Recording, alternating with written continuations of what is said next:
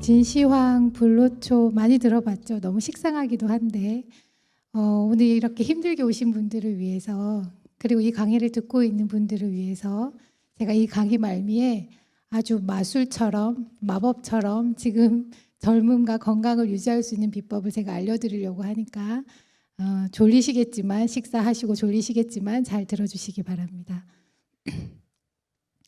우선 본격적인 주제에 들어가기 앞서서 중년, 노년의 건강, 만성질환 실태에 대해서 잠시 이야기를 해보면, 50대에는 40대에 비해서 고혈압, 당뇨병, 백내장이 많다고 하고, 60대에 골다공증, 70대에는 이제 60대에 비해서 치매가 는다고 합니다. 그리고 65세 이상에서 만성질환을 앓고 있는 분들 10명 중에 8명, 상당히 많은 수치죠. 그리고 만성질환 진료비 구성을 보면 가장 많은 것이 순환기 계통 질환, 고혈압, 고지혈증이 포함한 순환기 계통 질환이 가장 많은 분류를 차지하고 있고, 다음으로 암, 그 다음으로 당뇨병, 만성호흡기 질환 순서인데, 이 내용을 제가 다 할 수는 없고 오늘은 주로 우리 관심이 많은 고혈압, 고지혈증, 당뇨병에 관해서 이야기를 나누도록 하겠습니다.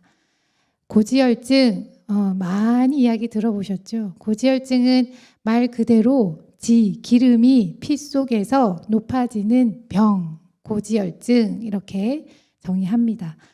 그런데 고지혈증이 있습니다 라고 얘기하면 환자분들이 나 고기 별로 먹지도 않는데, 나 기름진 음식 별로 먹지도 않는데 왜 내가 고지혈증이냐고 막 저한테 따지시는 분도 있는데, 그 이유는 혈액 속에 기름, 콜레스테롤이 주로 음식에서 흡수되느냐, 그게 아니라 음식에서 흡수되는 것은 많이 봐야 30%도 안 된다고 봅니다. 대부분은 간에서 만들어진다고 생각을 하고 있고, 그래서 고지혈증이 있으면 저희가 약물 치료를 하는 이유이기도 하고요. 그러면 고지혈증은 또 뭐냐? 제가 고지혈증이 있습니다 라고 한참 설명드리고 나서 환자분들이 나가시면서 그래서 내 콜레스테롤은 어떻게 되는데요? 이렇게 물어보세요. 설명했는데. 그래서 고지혈증, 한자말을 콜레스테롤이란 영어말로 바꿔서 고콜레스테롤 혈증, 그냥 콜레스테롤 이렇게 쉽게 이야기하기도 하고, 좋은 콜레스테롤, 중성지방 이런 걸 다 합쳐서 이상지질 혈증 이렇게 얘기를 하기도 합니다. 그냥 통칭해서 저는 고지혈증, 콜레스테롤 이렇게 쉽게 표현하겠습니다. 많이 아시는 것처럼 좋은 기름이 있고 나쁜 기름이 있습니다 라고 얘기를 하고 있고, 대부분이 간에서 만들어진다 했죠. 그러면 콜레스테롤은 우리 몸에 필요도 없는데 우리 혈액 속에 있을까요? 아닙니다. 우리 몸을 구성하는 세포막의 아주 중요한 성분이고, 또 우리 여성 호르몬이나 스트레스 호르몬 이런 것들을 만드는 아주 중요한 성분입니다. 그래서 반드시 필요해서 만들어졌고, 그래서 그 세포 속에 필요한 곳으로 가게 만들어주는 게 LDL 콜레스테롤이에요. 그러면 이게 LDL 콜레스테롤이 각각 필요한 곳에만 가면 좋은데 너무 많이 만들어지면 혈액 속에 많이 남겠죠. 그래서 필요 이상으로 과잉했을 때 다시 간으로 돌려주는 게 HDL 콜레스테롤이에요.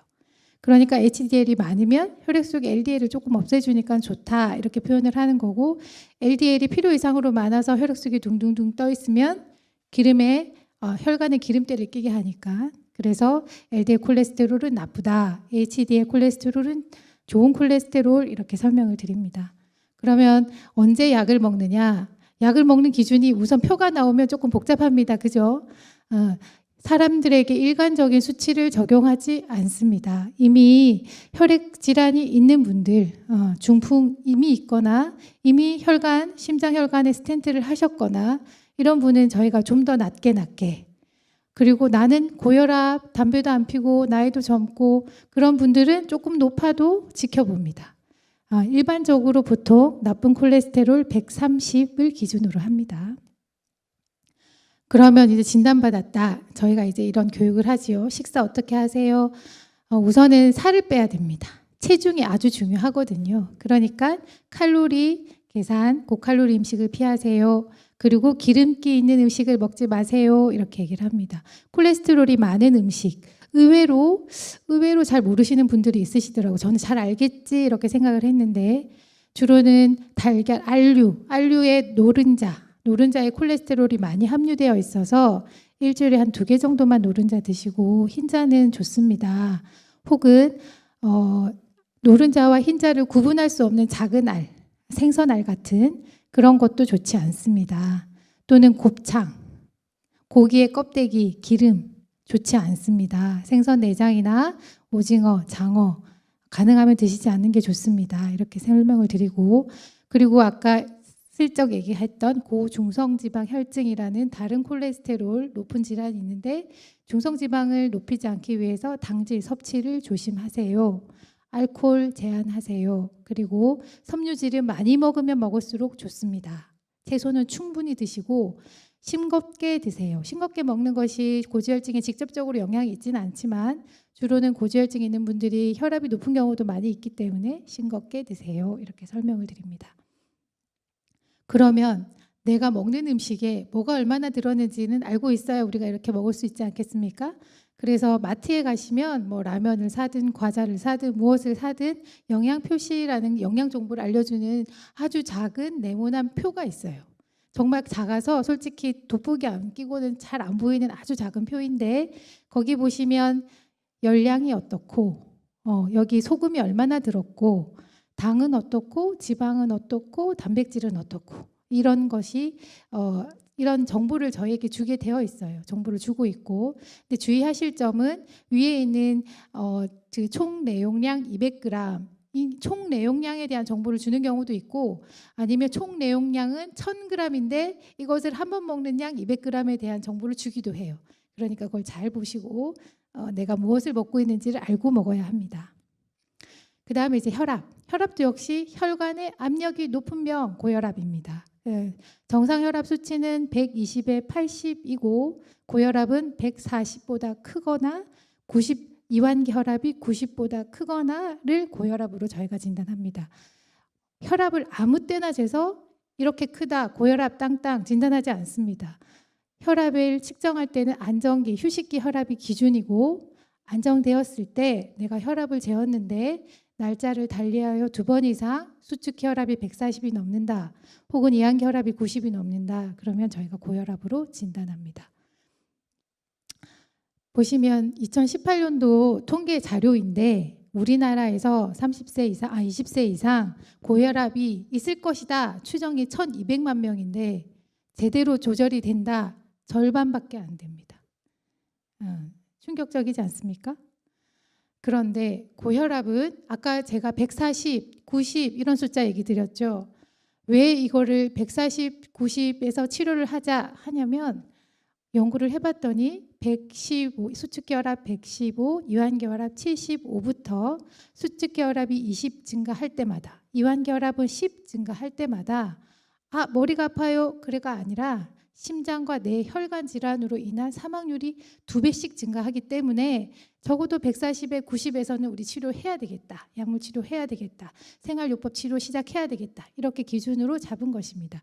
그래서 고혈압 전 단계인 140에 90보다는 작고 하지만 정상보다는 높은 120에 80보다 높은 분들도 역시 생활요법으로 내 혈압이 높아지지 않는지 혈압이 높으면 머리가 아프다고 잘못 생각하시는 분들이 많이 있어요. 혈압은 증상이 대부분 없습니다. 재어보지 않으면 모르니까 반드시 자주 측정해 보셔야 됩니다. 생활요법에 따른 혈압 감소 효과 이런 표가 있습니다. 대한고혈압학회에서 내놓은 표인데 소금을 작게 드세요. 하루 6g. 그럼 6g이 얼마냐? 6g. 제일 앞에 소금과 간장에 있는 숟가락은 저희가 차 탈 때 쓰는 티스푼이라는 거고 뒤에는 이제 밥 숟가락, 테이블 스푼인데 그 차 숟가락의 한 절반 정도가 소금 1g. 그것은 차 숟가락에 한 숟가락 되는 간장 5g과 소금의 양이 그러니까 나트륨의 양이 같습니다. 이렇게 저희가 대충 이렇게 보여주는 거고 참고하시면 좋을 것 같습니다. 아무튼 소금은 6g이야. 체중 감량도 혈압을 낮추는 효과가 있습니다. 체중을 1kg 감소할 때마다 1씩 낮아진다. 이렇게 설명을 하고 절주 그리고 운동으로 살이 빠지지 않아도 운동만으로도 저희가 중강도 이상 150분, 일주일에 150분 내지 300분 정도 하는 운동만으로도 혈압이 5 정도 감소할 수 있습니다. 그리고 식사 조절, 엄격하게 했을 때 아주 혈압이 감소되는 효과가 크죠. 고혈압을 멈추게 하는 식사라는 것이 많이 연구가 잘 되어 있고, 그냥 간략하게 설명을 드리면 채소를 포함한, 주로 채소를 이용해서 식이섬유, 섬유질을 많이 드세요. 많이 드시면 드실수록 고지혈증에도 아까 제가 좋다 그랬죠? 혈압에도 좋습니다. 그리고 유제품을 드시는데 다만 저지방 유제품을 선택하시는 것이 좋겠고, 단백질 많이 드세요. 하지만 포화지방, 콜레스테롤, 소금 안 됩니다. 다음은 당뇨병입니다. 당뇨병. 당뇨는 말 그대로 소변에 당이 나오는 병입니다. 소변에 당이 나오면 안 되는데 당이 나오는 병이고, 식사를 하면 혈액 속에 당이 높아지지요. 당이 높아지면 우리 몸은 인슐린이라는 호르몬이 나옵니다. 그래서 그 인슐린으로 필요한, 세포 속에 필요한 당을 이렇게 공급해 주는 건데, 이 기능이 잘 안 된다. 그러면 혈액 속에 당 수치가 높아지고 쌓이니까 소변으로 빠집니다. 그래서 인슐린이 뭐냐? 인슐린은 지금 그림에서 보는 것처럼 세포 속에 필요한 에너지, 당을 주입해 주는 튜브 열쇠 이렇게 생각하시면 되는데, 당뇨병을 앓는 분들은 이 열쇠가 좀 망가진 열쇠를 만들거나 혹은 잘 안 만들어지거나 이렇게 해서 혈액 속에 당이 많이 쌓여 있는 상태입니다. 당뇨병 연령별 유병률을 보시면 대략 한 10% 정도라고 생각을 하고, 60세 이상에서는 대략 25 내지 20% 이렇게 얘기를 합니다. 여기서 중요한 것은 나이가 들수록 이렇게 많이 증가한다는 것이고, 그런데 역시 제일 처음 왼쪽의 그래프를 보시면 30세 이상에서 당뇨 환자인데 내가 당뇨인지 알고 있어요. 65%가 알고 있다고. 그러니까 35%는 내가 당뇨인지도 모르고 있는 거죠. 그런데 알고 있는 사람 중에 당뇨를 앓고 있는 사람 중에 치료를 제대로 하고 있다, 잘 조절된다, 28%밖에 안 됩니다. 근데 이제 나이를 조금 좁혀서 65세 이상 아는 사람들은 좀 많아졌어요. 77%나 나 당뇨 있는 거나 알아요. 그런데 조절 잘 된다, 그거는 여전히 30%가 안 됩니다. 지금까지 제가 고혈압, 고지혈증, 당뇨병 이렇게 얘기를 했습니다. 조금 얼핏 설명을 하긴 했는데, 고지혈증 숫자를 낮추려고, 당뇨 숫자를 낮추려고, 혈압 숫자를 낮추려고 약을 먹는 것이 아닙니다. 고혈압, 고지혈증, 당뇨병 약을 먹는 이유는 심장과 뇌 그리고 혈관 질환, 이것을 예방하기 위해서 우리가 약을 먹고 있는 것이죠. 그런데 이 세 가지 질환은 위험을 공유합니다. 가장 흔하게 알려져 있는 것이 나이이고 비만이고 흡연, 음주 뭐 그렇습니다. 그럼 여기서 왜 나이가 들면 나이가 드는 것도 서러운데 이런 만성 질환이 잘 생기느냐? 총 에너지 소비량이라는 게 있어요. 우리가 그냥 하루 종일 쓰는 에너지 양을 총 에너지 소비량 이렇게 얘기를 합니다. 여기서 분유를 제가 그냥 표시를 한 것인데, 기초 대사량, 이것은 우리가 가만히 있어도 심장은 뛰잖아요. 우리가 가만히 있어도 체온을 유지해야 되고, 그리고 가만히 있어도 간이나 이런 여러 가지 세포들은 살아 있어야 돼요. 이렇게 살게 유지해주는 생존에 필요한 에너지 가장 많이 씁니다. 60에서 70%. 그리고 우리 활동하면서 쓰는 에너지량 한 30% 이내, 그 이외 이렇게 나누는데, 아무래도 나이가 들면 활동량이 줄어들죠. 그리고 근육 뭐 이런 대사율이 줄어들기 때문에 기초 대사량이 줄어듭니다. 그래서 내가 30대, 40대 이때와 똑같이 식사하고 똑같이 움직인다, 그러면 안 됩니다. 그리고 근육량에 대한 연구를 보면 한 30세까지는 근육이 점점점 증가합니다. 30세가 지나면 감소하는데, 왼쪽은 남성이고 오른쪽은 여성입니다. 여성은 그 피크가 조금 둔하긴 하지만 비슷하죠. 정리를 하면 30세 이후부터는 10년마다 근육량이 3에서 5% 정도 감소한다고 알려져 있고, 단순 계산해보면 80세는 내가 30대에 근육의 4분의 1이 없는 채로 사는 것입니다. 그래서 배가 볼록해지고 팔다리가 가늘어지는 마른 비만이라고 하는 나이살, 넘어가지 않습니다.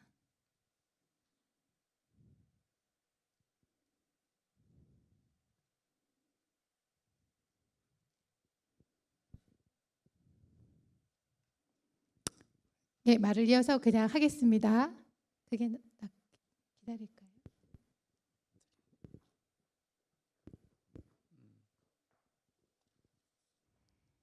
금방 조치가 될 것 같습니다. 네.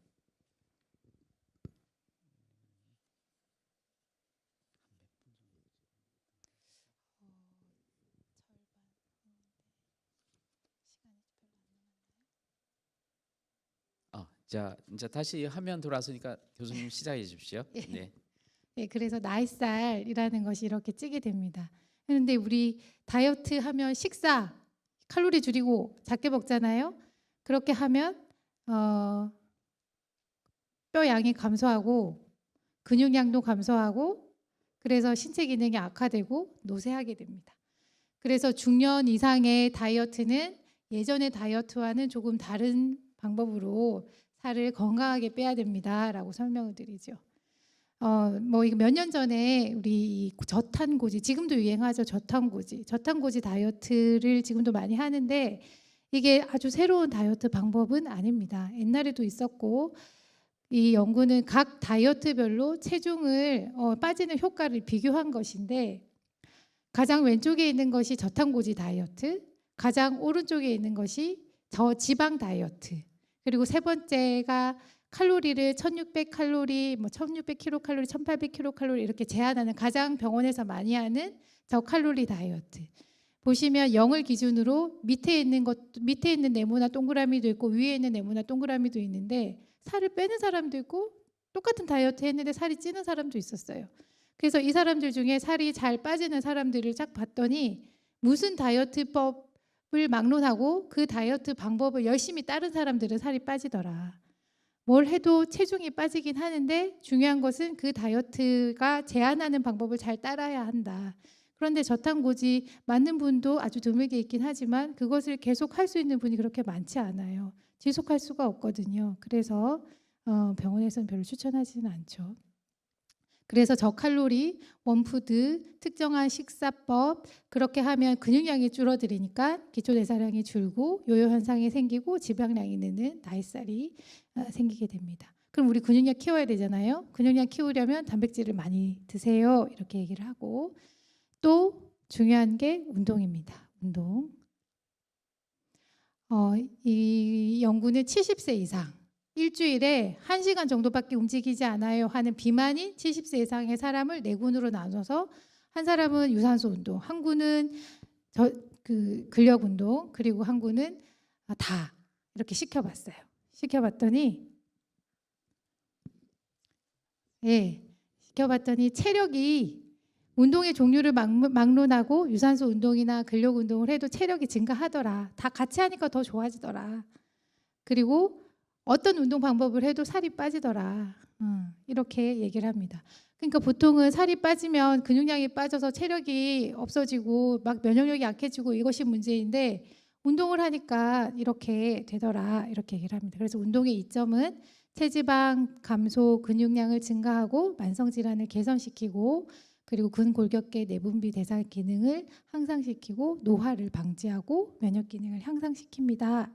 하지만 운동 전에 내가 한 번도 나 별로 운동 안 해봤어요. 그런데 나이가 좀 많으신 분은 특정한 증상이나 이런 것들이 있는지 의사와 상의 후에 격렬한 운동, 심한 운동을 시작하시는 것이 좋겠습니다. 한 가지 더 얘기 드리고 싶은 것은 제가 비만 클리닉을 하면 나 매일 1시간씩 운동하는데요. 이렇게 얘기를 해요. 그러면 따져보면 300분 이상이니까 일주일에. 그런데 그분의 생활을 잠시 자세히 살펴보면 대부분 주무시거나 앉아 계세요. 24시간 중에 23시간은 주무시거나 앉아 계시고 1시간만 운동하는 거예요. 그럼 별로 도움이 안 되겠죠. 우리 생활은 자고 앉아 있고 가벼운 활동을 하거나 가끔씩 운동을 합니다. 그래서 주로 앉아 있는다. 가벼운 활동부터 시작하셔야 됩니다. 이 시간을 늘리세요. 가벼운 활동까지는 합니다. 그러면 격렬한 운동을 우리 한번 해볼까요? 이렇게 얘기를 드립니다. 이게 근육량이 증가하면 이게 포인터가 안 돼서 조금 아쉽긴 한데 빨간색 그래프를 보시면 이게 총 에너지 소비량이에요. 근육량이 아까 30대까지 증가한다 그랬잖아요. 30대까지 증가하면서 총 에너지 소비량이 점점 증가합니다. 근데 30세가 지나면서 근육량이 줄어드니까 총 에너지 소비량이 쭉쭉쭉 줄지요. 근데 가정해 보면 우리가 활동량을 나이가 들어서도 지금의 활동량을 계속 유지한다고 가정한다면 근육량이 증가할수록 총 에너지 소비량은 쭉쭉쭉쭉 늘겠죠. 나이가 들어도 근육량을 보정한 총 에너지 소비량은 일정하게 유지할 수 있습니다. 하지만 현실은 그렇지 않죠. 제가 말씀드리고 싶은 것은 진시황의 불로초는 바로 운동입니다. 운동을 지금 활동량을 똑같이 젊었을 때와 비슷하게 혹은 더 많이 유지하신다면 젊음을 유지할 수 있습니다. 예, 우리 모두 운동하셨으면 좋겠습니다. 경청해 주셔서 감사합니다. 네, 고맙습니다. 박수 한번 크게 대주시고요. 너무 좋은 강연 감사합니다. 이 짧은 시간 동안 고혈압하고 당뇨, 뭐 이렇게 운동, 다이어트까지, 비만까지 이렇게 섭렵을 해주셔가지고 너무 고마운데요. 야, 그 내용 중에 이런 뭐 굉장히 좀 주목할 것도 굉장히 많지만 먼저 첫 번째 내가 저 교수님께 한번 질문 좀 던져보고 또 시작을 해보도록 하겠습니다. 교수님은 운동을 어떤 거 하시죠? 저는 필라테스 걷기 운동을 하고 있습니다. 네, 필라테스 걷기 운동.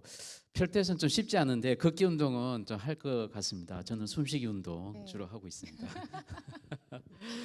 네, 그 정말 운동이 중요한데 운동도 그냥 건강한 운동 뭐 이런 걸로 해야 되고 그래서 실생활에 좀 쉽게 연속성으로 할 수 있는 운동을 해야 된다고 말씀하셨고요. 누구나 다이어트 하면 살은 빠지는데 제일 중요한 게 지속성, 연속성 이게 중요한데 사실 그걸 좀 여러분들의 맞는 운동을 좀 찾으셔야 될 것 같다는 생각을 했습니다. 자, 지금 드디어 우리 전문가분을 모시고 그냥 보내면 아쉽지 않습니까? 그래서 이 지역 주민들하고 같이 토크할 수 있는 Q&A 시간 가지도록 하겠는데요. 먼저 저희들이 사전에 좀 질문을 좀 많이 좀 받았습니다. 그 질문을 위주로 해서 일단 얘기를 하도록 해보겠습니다. 자, 첫 번째 우리 가장 또 궁금했던 분 또 질문을 하나 제가 받았는데요. 자, 고혈압 같은 경우에 또 완치 판정 있는지 궁금합니다. 대부분 고혈압 그러면 평생 가야 돼 뭐 이런 걱정도 많이 하고 해서 되도록이면 약을 안 먹으려고 하는 분도 계시거든요. 특히 이분도 그런 분 같습니다. 어머니 걱정을 많이 하시는데 어머니 검사 결과가 고혈압 의증으로 약을 받지 않으셨다고 했는데 아마 의심 증상인 것 같습니다. 고혈압 의심 증상일 경우 약을 먹으며 식이 관리하는 것이 맞는 것일까요? 아니면 약은 먹지 않고 고혈압에 맞는 식단과 운동을 하는 것이 맞을까요? 이게 정말 누구나 궁금해하던 사항이거든요. 이것 좀 질문에 대한 답변 좀 부탁드리겠습니다. 네, 두 가지 질문인 것 같아요. 고혈압이 완치 판정이 있는지 아까 제가 설명드리는 앞서 생활습관과 관련된 혈압 감량 효과 설명드렸죠. 체중을 빼고 운동을 하고 하면 약을 먹지 않아도 혈압이 좋아질 수 있습니다. 약 없이 한동안 정상 혈압인 상태로 유지한다면 완치라고 볼 수도 있겠죠. 그리고 두 번째, 어머니가 고혈압 의증인데 약을 받지 않으셨어요. 저한테 물어보실 게 아니라 이건 주치의를 찾아가셔야 됩니다. 어떻게 할까요?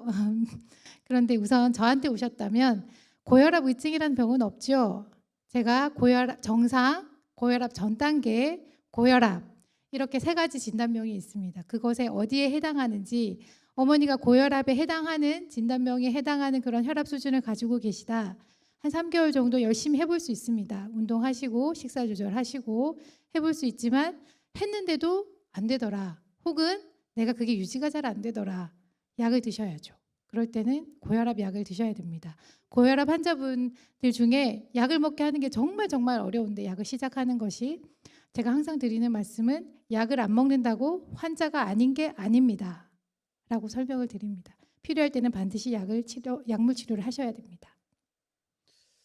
네, 참 고혈압이 굉장히 나중에 굉장히 무서운 또 부작용인데 사실은 고혈압은 정상이었기 때문에 그냥 지나치는 경우가 많을 것 같습니다. 적석 질문 저희들이 시청자분들과 현장에 계신 분께 드리겠습니다. 아까 고혈압 사실 진단 받은 추정 환자가 1,200만 명 가량 된다고 합니다. 그 중에 실제적으로 치료받는 분들은 절반에도 못 미친다고 하지 않습니까? 그러면 고혈압에 이제 이렇게 진단받거나 그렇게 좀 걱정되는 분들이 가장 첫 번째 해야 될 게 뭘까요? 이 표에 아까 있었는데요. 그 표에 보면 그 첫 번째 소금 섭취를 제한한다는 것도 있었고, 그거 외에도 요거는 하면 굉장히 또 많이 수치가 떨어지는 게 있습니다. 요거 어떤 건지 댓글이나 요 현장 계신 분이 얘기해 주시면 선물 드리도록 하겠습니다. 네, 이따가 다시 하고요. 댓글 좀 달아주시고요.